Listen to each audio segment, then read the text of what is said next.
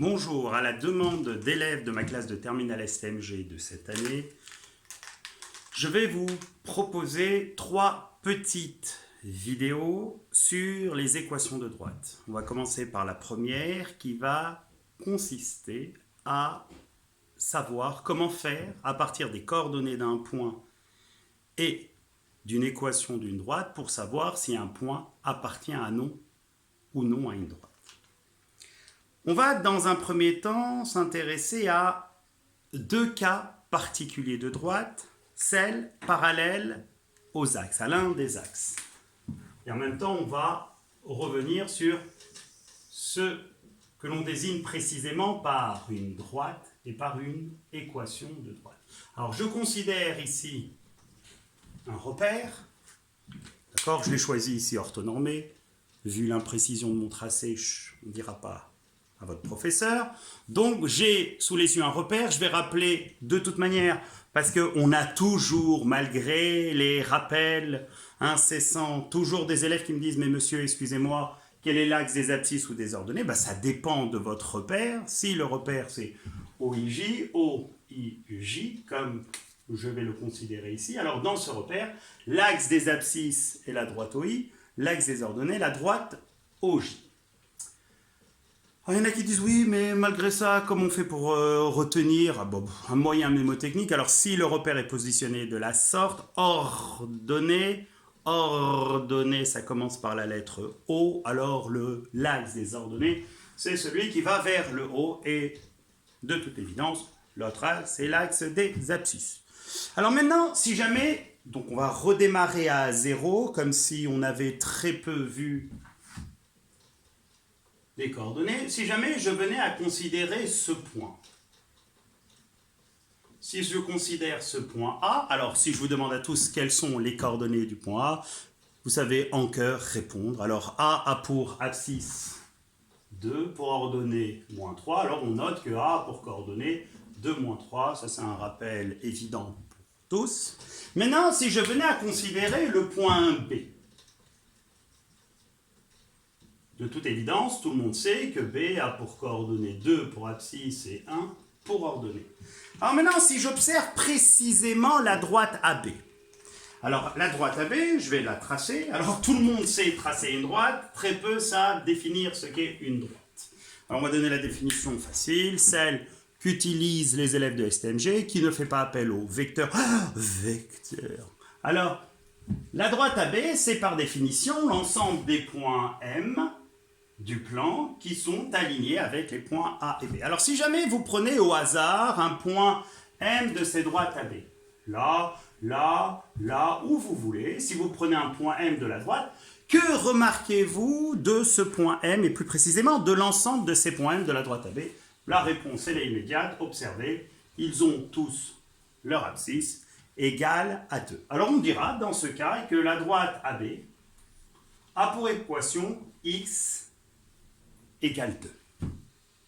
X comme abscisse égale 2, ça veut dire que tout point de cette droite a pour abscisse 2. Et le constat que vous pouvez faire, c'est si jamais vous venez à considérer un autre point de cette extérieur à cette droite, son abscisse ne sera jamais égale à 2. Alors maintenant, si par la suite vous considérez le point ici C. Donc, comme vous pouvez le constater, le point C a pour coordonnées, moins 3, moins 3, moins 3 pour abscisse, moins 3 pour ordonnée.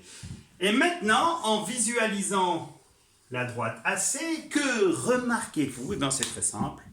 Tout point de la droite AC, tous ces points ont leur ordonnée Y égale à moins 3. Donc, on dira tout simplement que la droite AC a pour équation, les 2 points signifient A pour équation, Y égale à moins 3. Alors, comme vous pouvez l'observer sur ces 2 cas précis, particuliers, c'est-à-dire parallèles à l'un des 2 axes, l'équation ici que j'ai pris en compte, qu'on a considérée, fait appel soit essentiellement à X, soit essentiellement à Y. X égale 2, Y égale moins 3.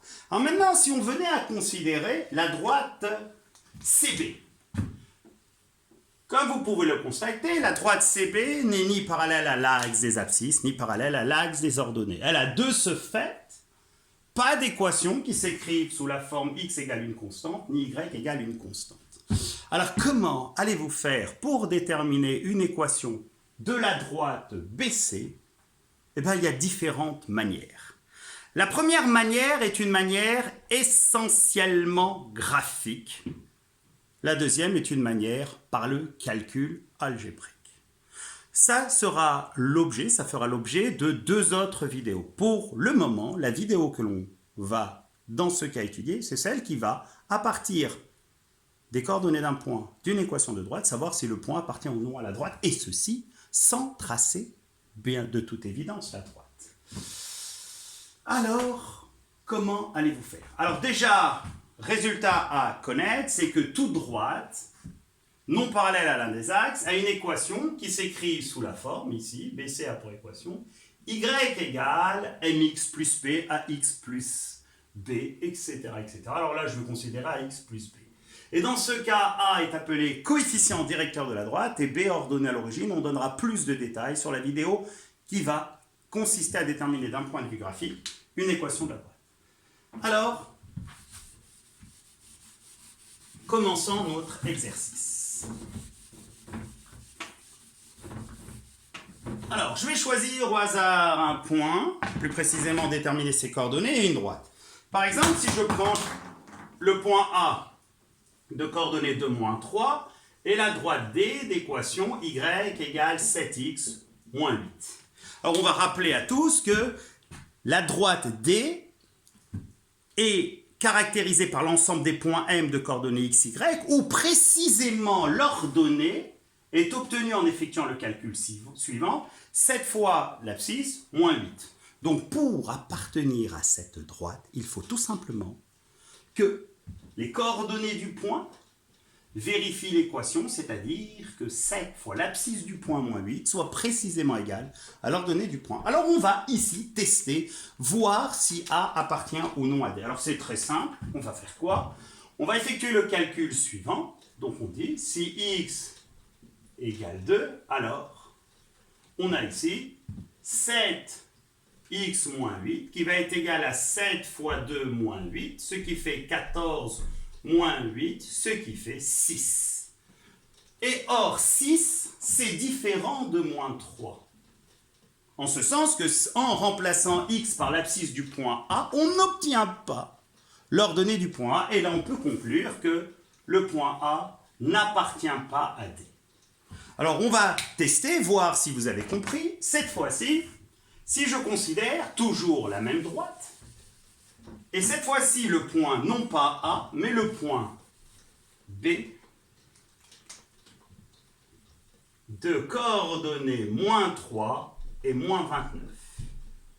Allez, allons-y. Donc, on va faire quoi?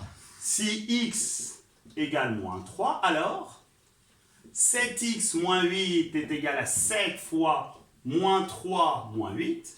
Ce qui fait moins 21 moins 8, de toute évidence, priorité de calcul, moins 21 moins 8 donne moins 29, et on trouve bien l'ordonnée du point B, et on conclut d'où B appartient à D. Ben, c'est pas plus compliqué que ça. Alors faites voir un autre exemple. Si cette fois-ci, je conserve toujours le point B, mais que cette fois-ci, je change d'équation de D et que je considère la droite D d'équation x égale 4. La question que je vous pose, c'est est-ce que le point B de coordonnées moins 3, moins 29 appartient à la droite D d'équation x égale 4? Alors, pour appartenir à la droite D, il faut tout simplement que l'abscisse du point soit égale à 4. Or, ici, l'abscisse du point B est différente de 4. Donc, on va faire ici comme moins 3 ou bien comme xb est différent de 4, alors B n'appartient pas à D. Et pour finir, si jamais je considère cette fois-ci le point B toujours, et la droite D d'équation y égale moins 29. Alors qu'allez-vous faire comme remarque? Ben, comme YB est égal à moins 29, alors précisément le point B appartient à la droite D. En conclusion, pour qu'un point appartienne à une droite, il faut que ses coordonnées vérifient l'équation de la droite. Alors, ce n'est pas plus compliqué que ça. Inventez-vous des coordonnées de points, inventez-vous des équations de droite et posez-vous la question, est-ce que le point appartient ou non à la droite? Alors, un petit exercice pour vous entraîner. Je vais vous donner ici une série de points. Donc, le point A de coordonnées 2, moins 3. Le point B de coordonnées moins 1, 4. Le point C de coordonnées 0, 3. Et le point D de coordonnées moins 4, moins 1. À partir de là, je vais considérer la droite D1 d'équation y égale moins 3. La droite D2 d'équation x égale moins 4. La droite D3 d'équation y égale moins 4x. La droite D4 d'équation y égale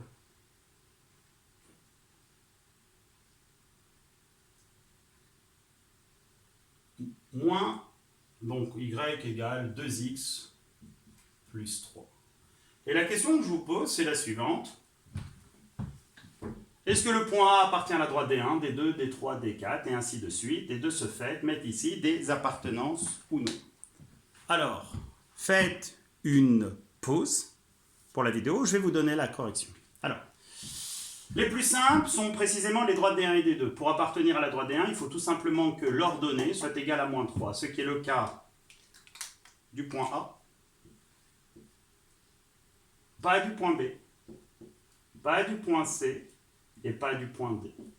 Pour appartenir à la droite D2, c'est très simple. Il faut que l'abscisse soit précisément égale à moins 4, ce qui n'est pas le cas du point A, ni du point B, ni du point C, mais qui est précisément le cas du point D.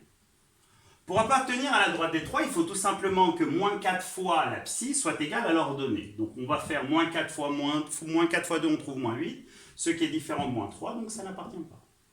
Moins 4 fois moins 1, ce qui donne 4, on a bien l'ordonnée du point, ça appartient. Moins 4 fois 0, ça donne 0, donc c'est différent de 3, ça n'appartient pas. Et moins 4 fois moins 4, ça donne 16, ce qui est différent de moins 1, donc ça n'appartient pas. Et pour finir avec la dernière droite, pour appartenir à la droite des 4, il faut tout simplement que 2 fois l'abscisse plus 3 soit égal à l'ordonnée. 2 fois 2, 4. 4 plus 3, 7. C'est différent de moins 3, ça n'appartient pas. 2 fois moins 1, moins 2. Moins 2 plus 3, ça fait 1, ce qui est différent de 4, ça n'appartient pas. 2 fois 0 plus 3, ça donne bien 3, ça appartient. Et 2 fois moins 4, moins 8. Moins 8 plus 3, moins 5, ça n'appartient pas. Voilà, entraînez-vous. Rendez-vous tout de suite pour la deuxième vidéo.